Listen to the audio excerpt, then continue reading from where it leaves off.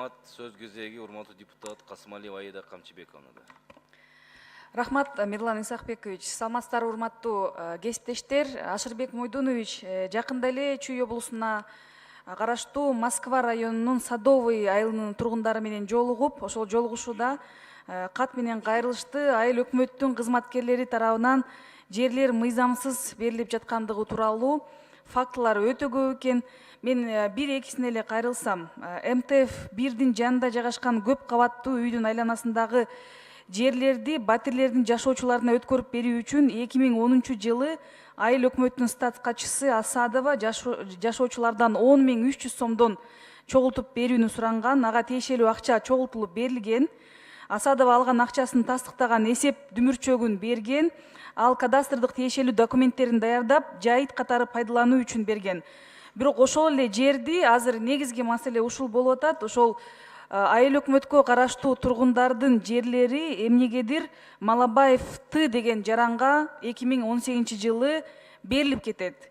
Бул мына колхоздун тургундары, жашоочулары арызданып жатышат да. Экинчи маселе, Садовый айыл өкмөтү тарабынан 2010 жылдын 22 октябрда Краснобородкинге жаранга 30 соттук көлчүктүү жер, 80 соттук саз жерди 50 жылга жайыттык пайдаланууга тиешелүү документтери мамлекеттик актысы менен берилген.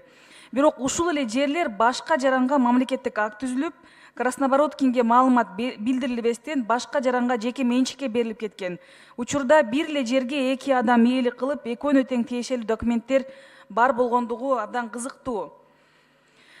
Бул фактылар боюнча ведомстволор аралык комиссия, Москва райондук прокуратурасы тарабынан бир нече жолу текшерүү жүргүзүлгөн, бирок биринин да толук кандуу жообу жок, эч кандай тиешелүү чечим кабыл алынган эмес. Фактылар көрүнүп турса дагы эч ким жоопко тартылган эмес.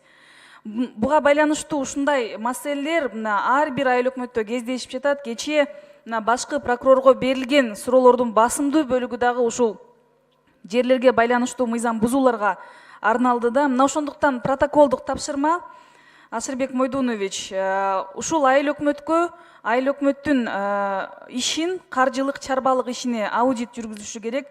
Жогорку кеңеш, өкмөт, башкы прокуратура, акыйкатчы тарабынан дагы бир комиссия түзүлсүн. Ошол комиссия иштеши керек жана текшерип чыгышы керек. Ал комиссия иштеп жатканда айыл өкмөттүн башчысы жана ошол тийиштүү күнөөлөнүп жаткан кызматкерлери убактылуу кызматынан четтетилип туруш керек. Рахмат.